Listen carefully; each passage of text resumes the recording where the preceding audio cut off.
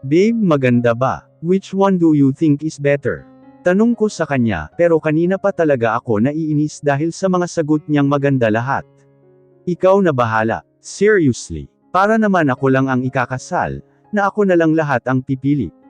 Sinaman ko siya ng tingin. Medyo nakuha naman niya kaya sumagot siya ulit. Pero ang sagot, anak ng tipaklong. Ganun pa din. Maganda lahat. Si. Ang ayos ng sagot. Nakakatuwa talaga. Kaya nga pinapapili kita, kasi ako can't decide din dahil maganda lahat. Nakakainis ka na Gio, kanina ka pa ganyan. Sabi ko na medyo may tonong naiirita na. Hello ma'am, I think ito po. Simple lang pero kabog po sa design. May pag-alinlangan sagot ng event organizer. Pinakasikat na event organizer ang kinuha ni Gio. Gumagawa din sila ng wedding cake, souvenir, invitation, lahat. Full package na. Pero ang gusto ko talaga sa lahat ay ang cake. Ewan ko natatakam talaga ako sa cake. Gusto ko maganda, masarap para pagkatapos ng kasal kakainin ko talaga ang cake para sulit. Weird no? Si Aliyah naman ang kinuha kong designer ng gown ko. Siya din ang gagawa. Umaayaw pa nga sa umpisa kasi daw wala siyang kaideya sa mga gowns. Pero sabi ko kaya mo yan may tiwala naman ako sa kanya. At yun sa huli napilit ko din. Sige yan na lang. Sa umpisa pa lang yan naman talaga ang nakaagaw pansin sakin. Better, by evening, we will send different kinds of dessert, and cupcakes para makapili po kayo ng flavor. Pasensya na po Mrs. Eldrico kung sa gabi po. Medyo madami po kasi ang naka-schedule namin ngayon. Sabay ngiti sakin. At lumawak din ang mukha ko na ikinatakam ko naman. Sure. It's okay my dear. Sakto lang naman kasi gabi nasa mansion na ako. Thank you so much Mr. and Miss Eldrico. Pagkaalis namin sa shop tinungo naman namin ang kumpanya niya. Hindi ko talaga siya pinapansin simula nang ini-ignore niya ako kanina pa. Wala din naman siyang imek, dahil busy siya sa pagtipa ng cellphone niya. I don't know pero baka may problema sa kumpanya. Are you sure okay ka lang dito? I'll be back matapos agad ang meeting ko. Ayaw mo naman sumama. I'm fine. Sige na umalis ka na. Tipid kong sagot. Naboboard lang kasi ako. Naiirita din ako sa kanya. Ilang oras ang pamamalagi ko, naisipan ko na lang tuloy lumabas.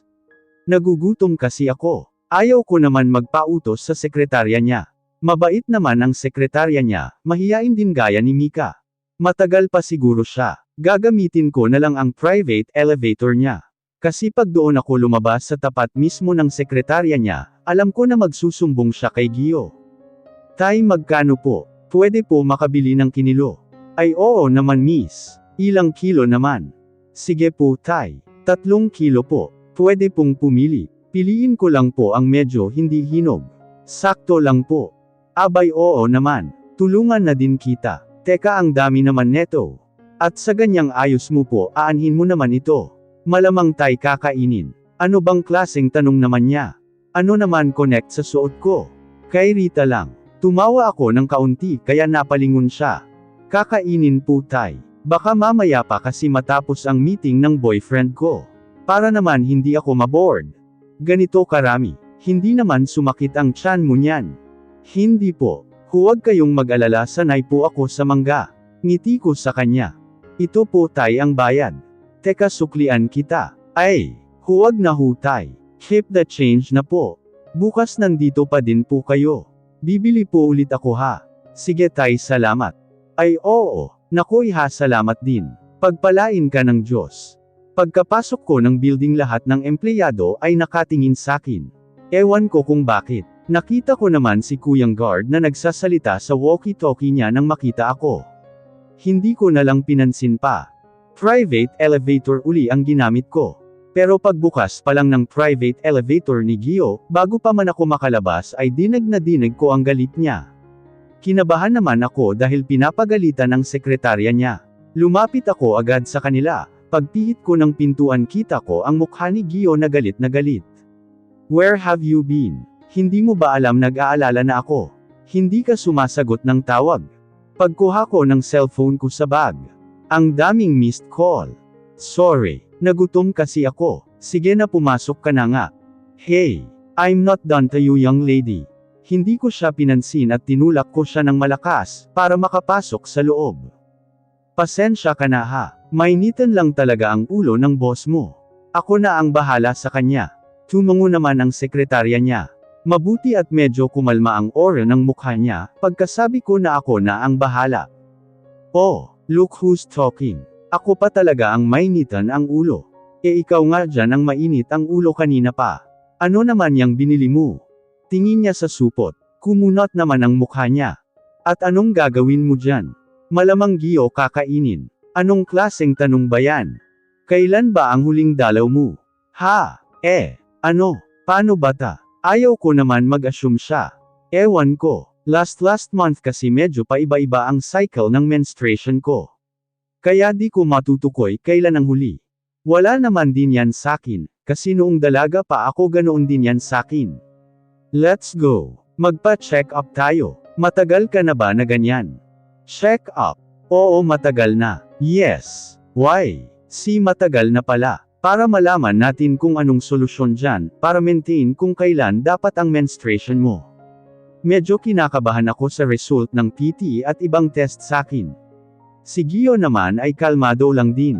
Kanina nga ay siya ang panay sagot sa doktora, nahihiya na lang ako. Pero si doktora naman ay parang matatawa na dahil sa mga sagot ni Gio, na para siya ang babae na alam niya lahat. Here's the result. Base sa test at sa PT. You are 1 month pregnant. Congratulations Mr. El Greco and Miss El Greco. Tulala naman ako sa sinabi niya. Si Gio naman ay ngiting-ngiti ang Hudyo parang nanalo ng loto. Ay malil mayaman na pala siya. Pero kung sakali man, masaya pa ba siya pag manalo siya ng loto? Ay, ewan. Ano ka ba Ana? Ang isipin mo ngayon ang baby mo. Magkakaanak na ulit kayo. Hey babe, did you hear it? Magiging kuya na si Jevon. Thank God. Nagbunga din. I love you babe. He kissed me on my lips kahit na nandito si Doktora. Ako na lang ang nahiya. Di ako sanay Oo, Jess. Relax okay. He will be happy for sure. Kaya pala masungit ka these past few weeks. At kaya pala natakam ka sa manggang binili mo. Pati na rin sa cake. Kasi panay ang kulit mo para matikman isa-isa. Tawa niya ng malakas. Nahiya na naman ako, feeling ko ang takaw ko talaga. Don't worry miss. Normal po yan sa pagbubuntis. May cravings. Kaya Mr. El Greco huwag mong gagalitan si Mrs. Lahat ng gusto niya ibigay mo lang muna. Pero dapat healthy palagi ang kakainin ha. Sakto lang ang kain huwag masyado magpakabusog, para hindi lumaki ng gusto si baby sa loob ng tummy. Okay. Bibigyan din kita ng vitamins at milk, para healthy kayo ni baby mommy. Tumango na lang kay doktor sa mga payo at bilin niya. Babe gusto ko nang, alam mo na. Sige na babe, nasa biyahe na kami ngayon. Bago pa kami makalayo, dapat mapilit ko siya kumain kami doon sa paborito naming kainan. Ana, stop that endearment tone. Di ba sabi nga kanina healthy? Oo healthy, pero di ba sabi nga sundin ang gusto ko? Sige na please. Promise ngayon lang ta. Please. Pagmamakaawa ko sa kanya. Ano pa bang gusto mo? Lumuhad ako. Pues gagawin ko. Bahala na tawagin niya akong desperada, katawa-tawa. Sira. Para kang bata dyan. Ouch. Sakit naman. Parang bata talaga. Nanunubog tuloy ang mata ko sa sinabi niya. Ano ba yan? Alright, come. Don't cry. Pupunta na tayo. Huwag ka nang umiyak. Ikaw kaya ang magbuntis dyan. Kainis ka. Inanak-anakan mo ako tapos babawalan mo ang mga cravings ko. Sarap mong ituhog at palibutan sa nagbabagang uling. Alam mo yun. Kainis ka. Oh relax, nakakatakot ka naman na naglilihi.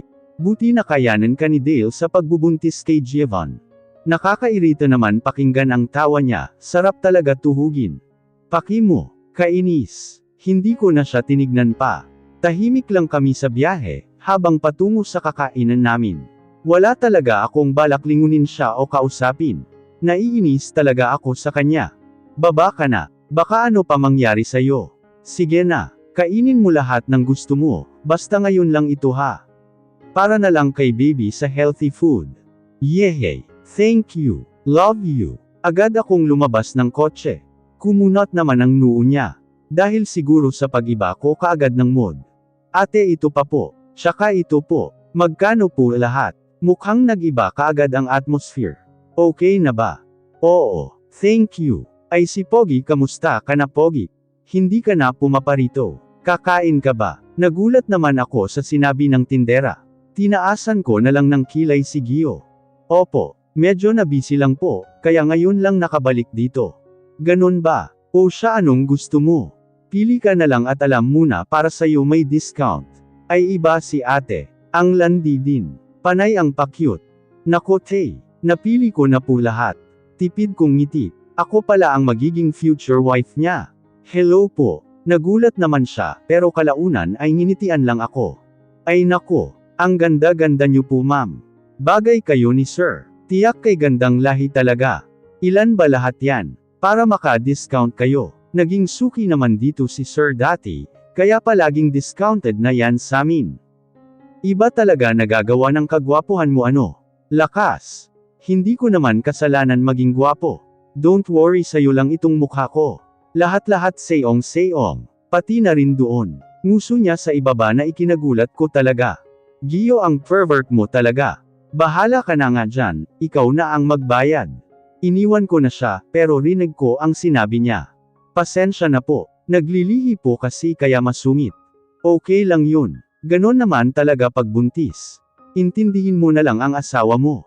Wow! Sobrang wow talaga, ang daming pagkain. Mata mo nag-shine bright like a diamond na. Hala, kain na. Alam ko gutom ka na. Matagal ka na bang kumakain dito? Buti nasanay na ang sikmura mo sa ganitong pagkain. Naalala ko pa hindi mo alam ang isaw. Yeah, masarap naman, hinahanap-hanap ko kasi. Ewan ko, siguro yun ang time na naglilihi ka. According to my research, pwede din ang ama ang maglihi. Buti nga nang malaman mo anong feeling ang naglilihi. Tapos ayaw mo pang pumayag. Whatever, kain na lang tayo. Baka awayin mo na naman ako. Kakainin pa kita mamaya. Gio, pervert ka talaga. Kanina ka pa. Tumigil ka nga. Tusukin kita dyan. Kita mo ta. Relax. Ang sungit mo talaga. He chuckled. Buti ay hindi na ako iniinis ni Gio, habang kumakain kami, pero may time talaga na naiinis ako, kahit hindi naman kainisan. Natatawa na lang ako minsan. Mas weird kasi itong pagbubuntis ko. This is the day. Kanina pa ako kinakabahan. My hands is shaking. Panay na nga ang pagpapakalma sa akin ni Aliyah at Lisa. Sila kasi ang bridesmaid ko. Nako Ana, kumalma ka nga, sabi ni Lisa habang pinipisil ang kamay ko. Relax ate, dapat fresh ka, sabi naman ni Aliyah. Thank you, pipilitin ko. Di lang talaga ako makapaniwala na ikakasal na ako. Oh myself, relax, bawal umiyak. Ang make-up. Nako naman. Ang make-up Tay. Please huwag ngayon. Tawanan namin lahat. O siya, alis na nga kami. Baka matuloy pa yang pag-iyak mo. Sunod ka na rin ha.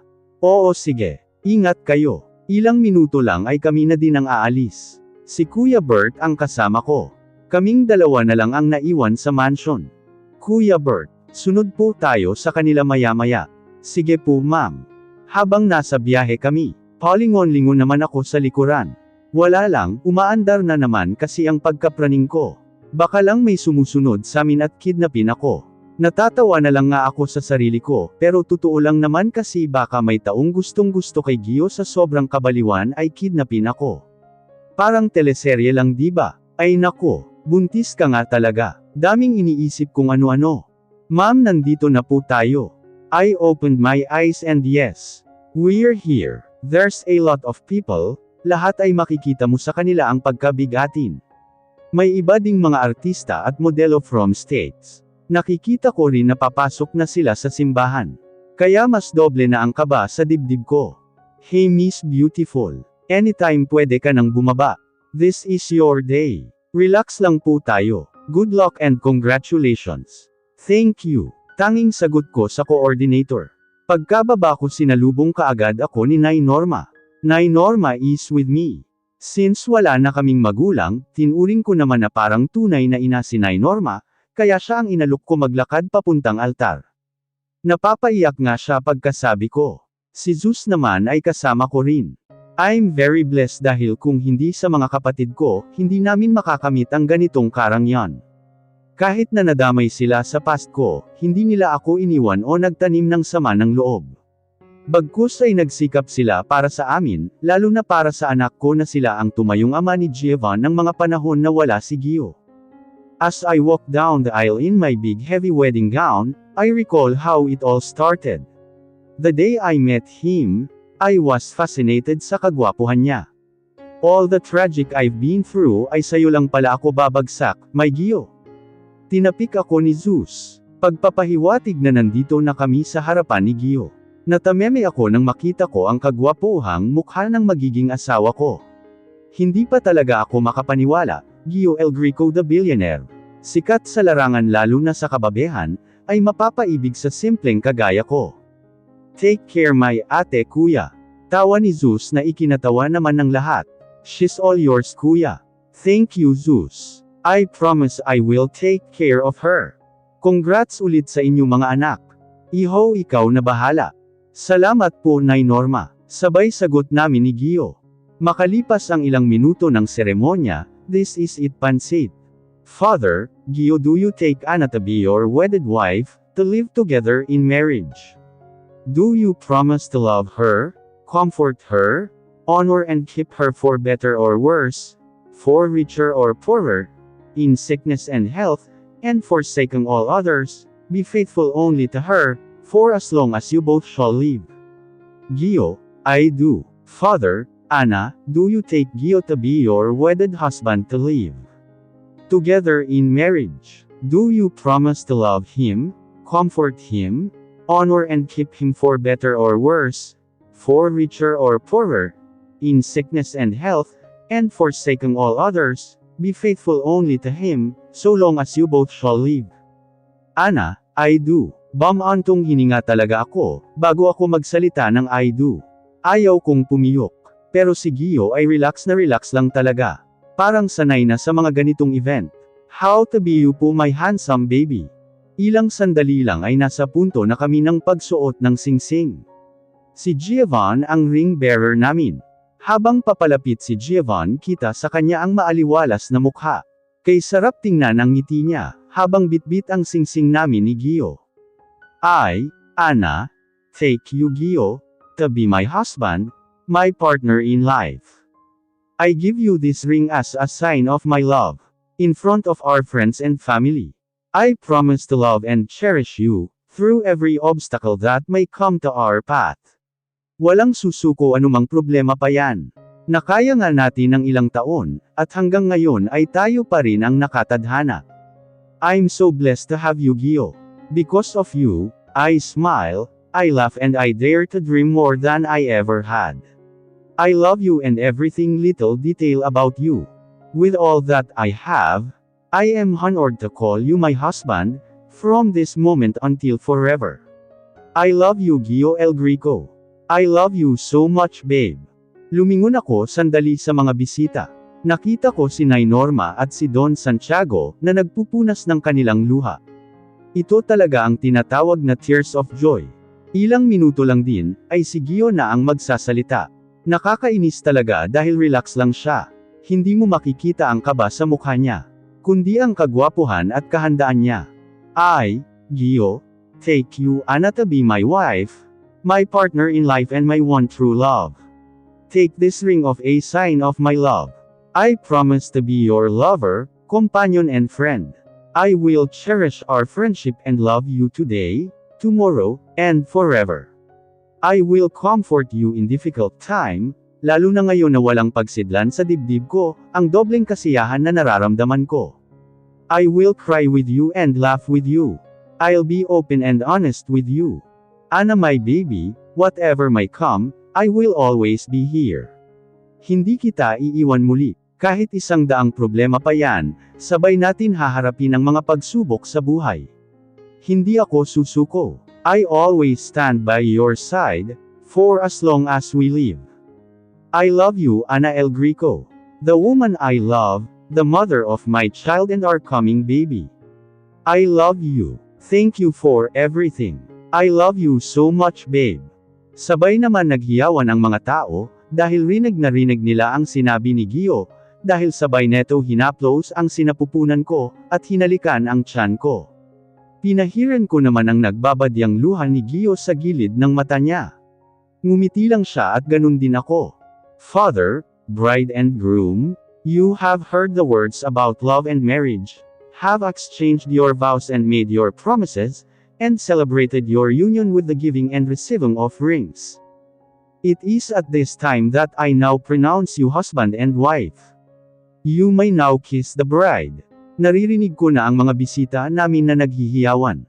Hindi ko magawang lumingon sa kanila, dahil mas napako ang aking paningin kay Gio. Pinaghalong kaba at saya ang nararamdaman ko ngayon. Unti-unti nang tinataas ni Gio ang long veil ko, para akong nakukuryente sa mga titig niya. Before he kissed me on my lips. First, he kissed the top of my head, next my nose, my cheek, my hand, at mas kumabog ang dibdib ko sa ginawa niya. He kissed on my neck ang shoulder. Ayun, hindi na makapaghintay. Tawa ng mga tao sa simbahan. Ramdam ko tuloy ang pag-init ng buong katawan ko. Kaya nagawa kong paluan na lang si Gio sa braso. And last, finally, he kissed me on my lips. His lips, firm and warm, it's tempting me. Nako Ana, behave baka mamaya mas grabe ka pa kay Gio niyan. Tumakbo naman si Giovanni papunta sa amin. Kaya binuhat niya ito. Hinalikan namin siya sa pisngi. This is the happiest day of my life. Ang pinakamatagal ko nang hinihiling. We're on our way sa mansion. Doon kasi ang napili naming event place ni Gio. Gusto pa namin kasi gumawa ng masasayang alaala sa mansion. Ang dating malungkot, madilim na bahay ni Gio, ay mas gumanda pa nang bumalik ako kasama ang aming bunga ng pagmamahalan ni Gio. I love you babe.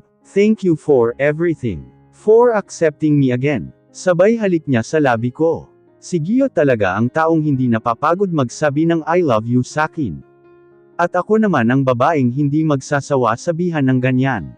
Ang importante ang ngayon. Buo na tayo. I love you so much Gio. Hahalikan ko na sana siya nang tumunog ang cellphone ni Gio. Kinuha niya ito at sinagot. Hello, what? Nakikita ko ang pagkabahala ni Gio. At sa tono din niya, alam ko na may nangyaring hindi maganda. Okay, papunta na kami. Gio may kotse. Tanging sigaw ko na lang sa kanya, nang makita ko na may makakasalubong kaming sasakyan. Ate, Gio, tanging mga pangalan na lang ang naririnig ko. Gusto ko manimulat ng tuluyan ang mata ko, pero hindi ko kaya. Hindi ko rin may galaw ang katawan ko, tila may nakalapag na semento sa katawan ko. Tanging nakikita ko lang ay maliwanag na ilaw sa tapat ko. Hanggang sa naipikit ko na ang mata ko. 1 month later, good news. She's awake. Congrats. Pero may ilang laboratory test muna kami na isasagawa sa kanya, to make sure na okay na si Mrs. El Greco. Huwag lang po muna natin puwersahin ang pasyente. Kung ano lang ang maaalala niya, ay doon lang muna tayo. Hayaan po natin na siya ang makaalala. Thank you Doc. Salamat dahil hindi mo pinabayaan ang ate namin. Tanging rinig ko kay Zeus. It's okay. Tungkulin ko ito. Isa pa para na rin kayong pamilya ko. Paano? I'll go ahead. Babalik na lang ako dito mamaya. Pagpapaalam ng doktor kay Zeus. Hindi na ako nakatingin sa kanila, kasi medyo di ko may galaw ang ulo ko. Medyo nangangawit kasi ang mga katawan ko. Hindi ko rin alam kung ilang araw na ako dito. Ate kumusta ka na? May masakit pa ba sa'yo? Sunod-sunod na tanong ni Aliyah sakin. Kaya bago pa ako makasagot ay lumapit na si Zeus, at sinaway si Aliyah. Aliyah, stop it. Don't you remember what the doctor said? Relax lang tayo. Hayaan natin si ate ang makaalala. Yumuko naman si Aliyah dahil sa lungkot. Ayaw ko naman silang makita ng ganito. Gaya ko gusto ko din ng malinaw na sagot sa kanila. Kung ano ang nangyari. Speaking of, ang baby ko at si Gio. Si Gio at ang baby ko. Okay lang ba ang baby ko? Nasaan si Gio? Anong nangyari? Answer me please. Hindi ko na napigilan ang pag-iyak. Tama ako, naalala ko na. Dapat masaya ang araw ko kasi kasal namin ni Gio. Naaalala ko pa bago kami maaksidente, may kausap si Gio sa phone, wala akong ideya kung sino, at anong problema sa kausap niya. Ate calm down. Makakasama yan sa'yo. Please. Sabi ni Zeus na nababahala na rin dahil sa reaksyon ng kanyang mukha. Ate please. Relax ka muna. Umiiyak na din si Aliyah, kaya pinakalma ko ng kaunti ang sarili ko. Nang makita nila na kumalma na ako, nagsimula na din magsalita si Zeus. Your baby is fine. Okay si baby. Naaksidente kayo sa araw ng kasal nyo. Papunta na kayo sa mansyon ni Kuya Gio matapos ang seremonya sa simbahan. Tinawagan ko kayo dahil hindi ko na pinatapos ang sasabihin ni Zeus. Marinig ko lang na okay ang dinadala sa sinapupunan ko ay panatag na ako. Si Gio na lang ang inaalala ko. Magkasama kami sa aksidente. Nasaan siya? Nasaan ang mahal ko? Si Gio. Nasaan si Gio? Answer me. Si Kuya Gio. Ano? Tell me. Ate huminahon ka. No. Nasaan siya? Nasaan ang asawa ko? Aliyah please call the nurse. Oo kuya. Nagmadaling lumabas si Aliyah, at sa pagbalik niya ay may kasama na siyang mga nurse at doktor. Madaling hinawakan nila ang magkabilang kamay ko, at may tinurok sakin. Naramdaman ko na lang ang paghina ng katawan ko, at ang mata ko na gusto ko nang ipikit. Pero bago ko pa maipikit ang mata ko, narinig ko pa ang sinabi ni Zeus. Patawad ate, sana ay matanggap mo. Alam ko mahirap para sa'yo. Sana ay makaya mo ang mga pagsubok, para na lang sa magiging anak nyo. 1 year later, nakaupo ako ngayon sa tapat ng puntod, habang si Giovanni naman ay kinukuha ang mga kaperasong bulaklak na nakalagay sa lapida. It's been a year since you left us. Hindi pa talaga namin nakakalimutan ang mga nangyari. Sa araw ng kasal namin ni Gio, I thought it was the happiest day. Hindi mo talaga hawak ang panahon, hindi mo alam ano ang mga mangyayari ngayon, bukas at sa susunod na araw. Kung pwede lang ibalik ang dati, para maitama ang lahat, at walang may nasayang na oras at panahon. Kung nabubuhay ka pa alam ko kung gaano ka kasaya ngayon. I hope you are happy wherever you are. I know you're watching over us. Salamat sa maikling panahon na kasama ka namin. Mommy, stop crying na. I know happy na si Daddy sa itaas. No baby, napuwing lang si Mommy. Pagdadahilan ko kay Giovanni. Alam na alam niya kasi pag pumupunta kami dito, palagi ay nakikita niya akong minsan na umiiyak. Gusto ko mang pigilin pero kusa talagang pumapatak. Tipong may sariling buhay ang mga luha ko. Halika nga dito, ikis ko na lang ang lenggoy ko. Pag-iiba ko sa usapan, para maibsan ang lungkot ko. Mommy big boy na ako. I'm not lenggoy na mommy. Pati din si tita mommy tinatawag pa din akong lenggoy. Kahit naiinis siya ay natutuwa naman ako. Manang-mana talaga sa daddy niya pag ngumunguso ang bibig. Di naman mabiro. Binata ka na talaga. Nagulat naman ako sa likuran ko nang halikan ako ni Gio. Palagi na lang nanggugulat itong lalaki. Ikaw ha pinapagod muna naman si Zoe, liyak na naman yan mamayang gabi. Nako Gio. Easy babe. He chuckled. Nandyan naman sila di na sila na bahala dyan, alam ko naman gustong gusto mo ako masolo mamaya. Akala mo siguro di ko nakita paglalaway mo sakin kanina ha. Ay, ang pervert talaga. Sa harapan pa talaga ng anak namin magsisalita ng lagim. Gio naman, can't you see? Sabay turo ko sa anak namin. Mas lalo lang ako nainis, dahil tumawa pa siya ng nakakaloko.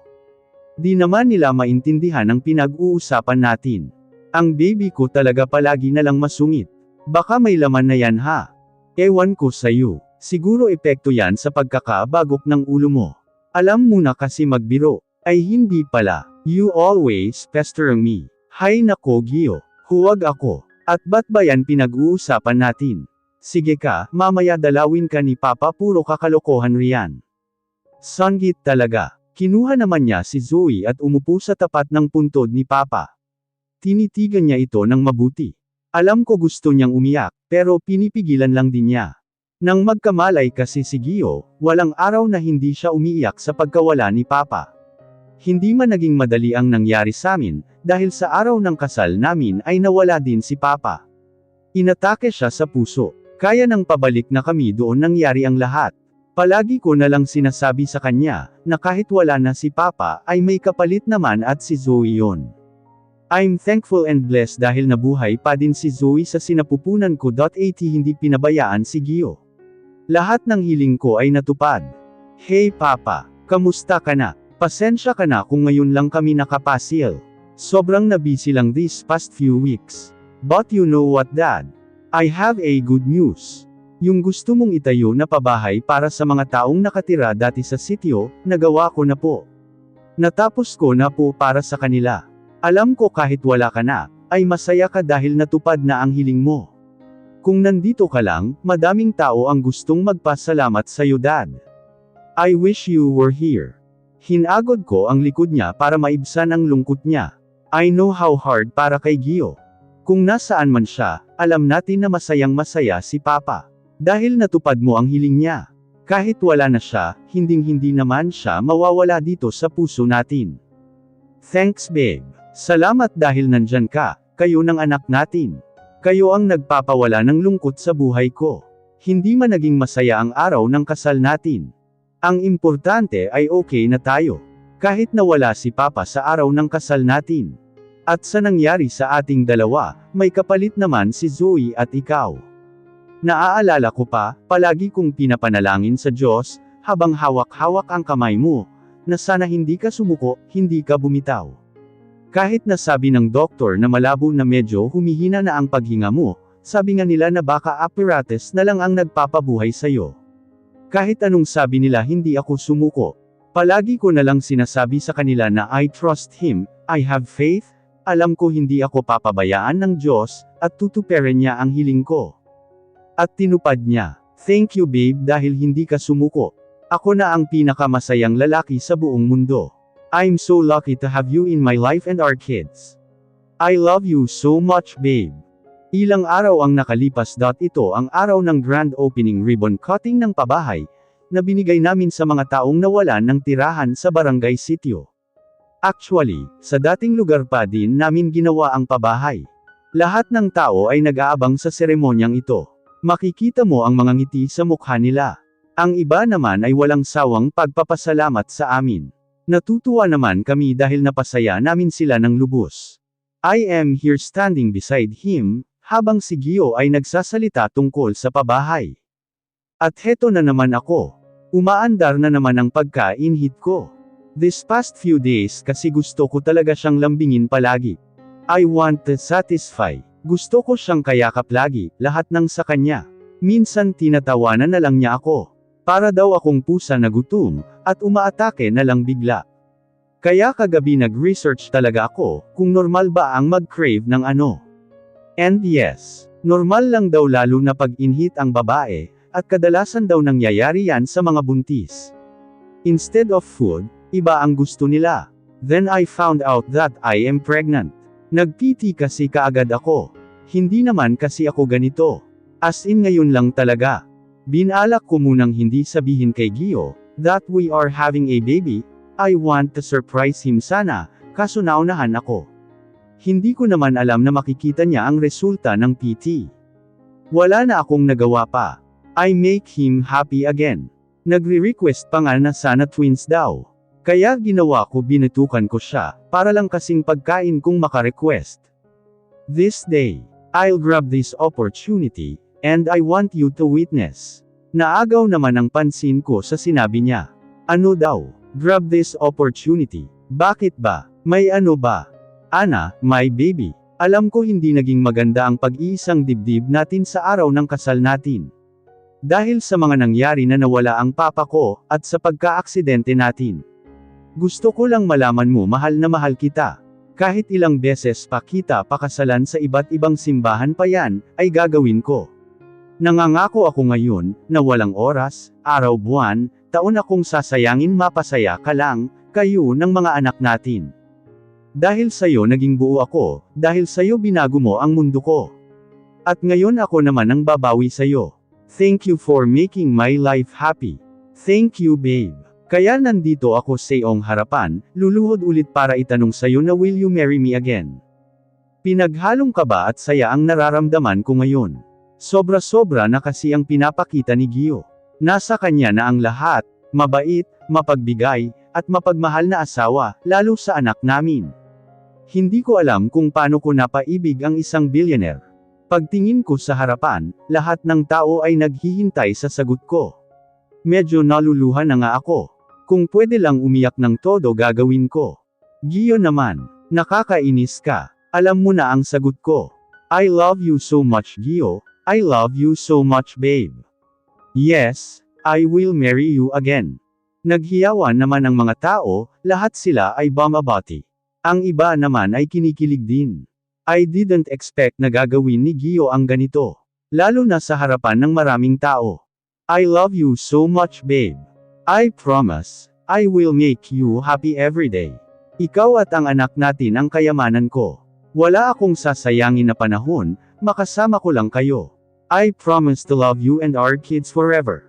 I promise, I will always be there for you through the ups and downs, no matter what happens. Hep, ang daming sinasabi naman. Wala bang kiss? Kanina pa kasi ako natatakaw sa lahi niya. Para akong uhaw palagi. Piningot naman ni Gio ang ilong ko. Kaya ginawa ko nagpa-cute na lang ako, para ma-attract ko siya. Kaya nagtagumpay naman ako. He kissed me the top of my head, nose, cheeks and last is my lips. A kiss were full of love. It's not about having time, it's about making time. Time is precious ika nga, make sure you spend it to your loved ones. And cherish every moment and every person in your life, because you never know when it will be the last time you see someone.